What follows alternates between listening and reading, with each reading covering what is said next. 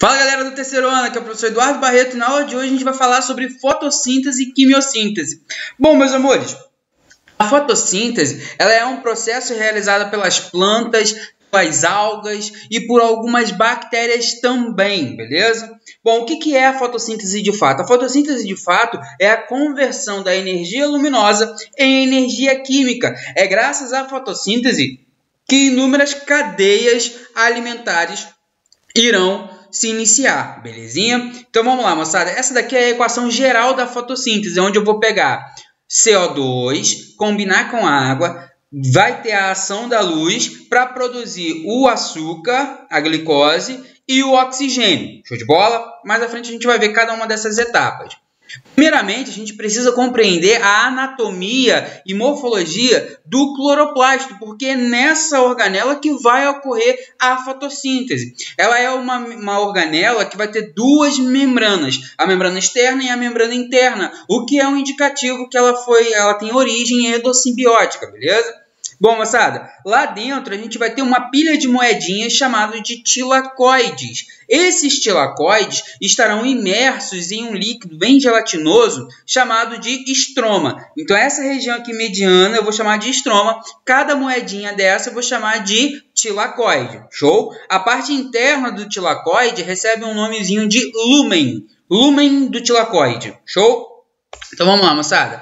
A fotossíntese ela é feita a partir de duas etapas, a fase clara e a fase escura. A fase clara, obviamente, ela acontece na presença da luz. Show? E aí, moçada, na fase clara vai acontecer um processo muito maneiro chamado de fotólise ou hidrólise, que é a quebra da molécula de água pela ação da luz. Vai ser exatamente assim, ó. Aonde eu estou aqui no meu desenho? Aqui eu tenho o lumen do tilacoide, a parte mais interna de um tilacoide, e aqui em cima eu tenho o estroma, que é aquele líquido gelatinoso que tem dentro do cloroplasto, belezinha? Aqui eu tenho a cadeia transportadora de elétrons, essa cadeia que vai fazer todo o trabalho. Então vai ser assim, ó. Ao receber a luz, o fotossistema 2 vai ficar excitado, ele vai vibrar. Aqui nesse fotossistema existe a presença de clorofila. A clorofila recebe esse estímulo luminoso, faz vibrar o fotossistema e o fotossistema vai quebrar a molécula de água. Ao quebrar a molécula de água, eu vou produzir oxigênio e vou produzir hidrogênios livres. Esse oxigênio ele vai direto para a atmosfera, ele vai sair lá pelo estômato, na base inferior da folha, e vai para a atmosfera. Aquilo que nos mantém vivo é simplesmente, meramente um resíduo da fotossíntese. Show de bola? Esse hidrogênio livre, guarde bem essa informação, a gente já vai falar sobre ele. Tudo bem? O elétron ele vai ficar passando pela cadeia transportadora até alcançar o fotossistema 2. Quando alcança o fotossistema 1, meus amores, acontece que esse elétron ele já vai chegar com menos energia. Vai ter outro raio de luz que vai energizar de novo. Ao energizar de novo, eu vou ativar a ferridoxona, certo? Essas proteínazinhas que estão aqui. Show de bola? Tá, mas professor, e aquele bando de hidrogênio livre que está se formando dentro do lumen? Hidrogênio livre deixa a solução ácida, logo essa célula vai morrer. Acontece, moçada, que esses hidrogênios vão passar pela ATP sintase, gerando energia. Lembrando, meus amores, que a energia gerada pelo cloroplasto é usada somente pelo cloroplasto. A energia, o ATP produzido na mitocôndria, ela é distribuída para todas as regiões da célula, mas no cloroplasto não. A energia produzida no cloroplasto é só para o cloroplasto. Então eu produzi até agora oxigênio e ATP. Só que o hidrogênio está ficando livre na estroma, né? Está ficando livre aqui no estroma. Acontece que essas proteínas aqui, ó, do fotossistema 2, vai capturar esses hidrogênios livres da seguinte forma. Eles vão pegar a molécula de NADP, lembrando, na respiração celular é só NAD. Na fotossíntese é NADP, beleza? Vai pegar o NADP e vai segurar esses hidrogênios livres. Então, o que está rolando na fase clara? Na fase clara está acontecendo a fotólise, que é a quebra da molécula de água. Estou produzindo oxigênio, que vai direto para a atmosfera, não participa mais do processo da fotossíntese. Estou produzindo NADPH e o ATP. Esses dois carinhos, o NADP e o ATP, serão utilizados na fase escura. A fase escura, moçada, recebe esse nome porque ela ocorre mesmo na ausência de luz. Não quer dizer que ela só ocorra na ausência de luz. Na fase escura, também chamada de fase química, ela acontece na presença ou na ausência da luz, tanto faz.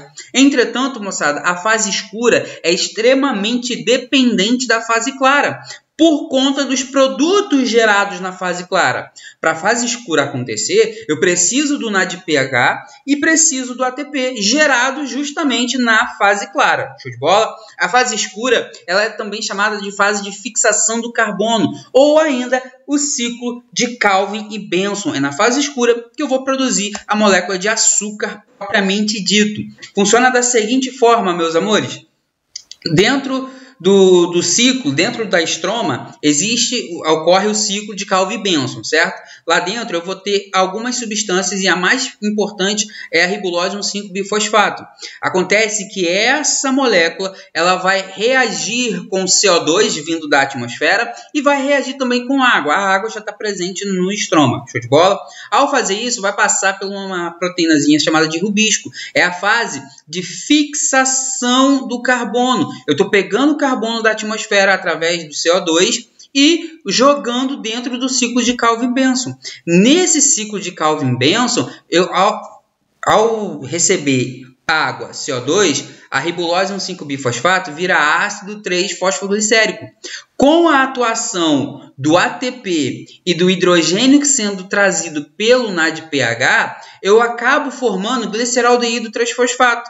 Gliceraldeído 3-fosfato, moçada, pode ser convertido em amido, caso a planta queira estocar para depois, para a posteridade, ou convertido em sacarose para ser usado na hora. Lembrando que isso daqui é um ciclo, meus amores. E se é um ciclo, eu preciso voltar ao início. E eu iniciei esse ciclo justamente na ribulose 1,5-bifosfato. Tudo bem? Então, o que vai acontecer? Vai acontecer, moçada, que parte do gliceraldeído 3-fosfato vai ser convertido em triose-fosfato e, posteriormente, convertido em ribulose 5-fosfato. Vou jogar ATP para transformar em ribulose bifosfato. Belezinha? Então, é através desse ciclo que eu acabo produzindo a molécula de açúcar e inicio a cadeia alimentar para inúmeros organismos do planeta. Tudo bem até aí? Bom, algo que é muito cobrado em prova é o ponto de compensação luminoso ou ponto de compensação fótico. Particularmente, eu uso mais o ponto de compensação fótico, PFC. Acontece, moçada, o seguinte: a respiração celular de uma determinada planta, por exemplo, ela dificilmente vai ser alterada ao longo de sua vida. Entretanto, a fotossíntese depende de inúmeros fatores. E um deles, e um dos mais importantes, é justamente a intensidade luminosa. Acontece que se eu iluminar pouco uma planta, a taxa de respiração celular vai ser maior que da fotossíntese. E daí, professor? E daí, moçada, que nessas condições a plantinha está consumindo mais açúcar do que gerando mais açúcar. Lembrem-se sempre que a plantinha faz respiração celular igual a vocês. Todo aquele processo que ocorre nas mitocôndrias, nas nossas mitocôndrias, também ocorre nas mitocôndrias das plantinhas. Show de bola? Então, nesse caso aqui, ó, nesse primeiro momento, nesse número 1 aqui, ó, a planta está consumindo mais açúcar do que produzindo, está consumindo mais O2 do que produzindo, está produzindo mais CO2 do que consumindo, beleza? Até que a intensidade luminosa atinja o famoso ponto de compensação fótico. Quando uma planta atinge o ponto de compensação fótico, moçada, a taxa de respiração vai ser igual à taxa de fotossíntese. Nesse momento, a plantinha consegue sobreviver. No momento 1, não consegue. Se manter o momento 1 por um longo período, a planta acaba morrendo, porque as reservas irão acabar. Show de bola? Agora, no ponto de compensação fótico, a plantinha ela vai se manter viva, porque tudo que ela consome, ela produz ela se mantém viva. Entretanto, ela não consegue crescer, ela não consegue se desenvolver, ela não vai conseguir emitir suas flores, se for uma angiosperma, seus frutos, enfim, ela não vai se desenvolver, ela vai se manter estável. Agora, quando você passa do ponto de compensação fótico, aí a plantinha passa a produzir mais açúcar do que consumir, começa a produzir mais oxigênio do que consumir, começa a consumir mais CO2, começa a tirar da atmosfera mais CO2, afinal de contas a fotossíntese está maior do que produzir. Beleza? Eu vou chamar isso de ponto de compensação fótico. Nesse momento aqui, a plantinha consegue crescer, se desenvolver suas flores, frutos, novas folhas, enfim, consegue fazer todas as suas atividades. Entretanto, moçada, a fotossíntese ela não é a única forma de produzir o próprio alimento.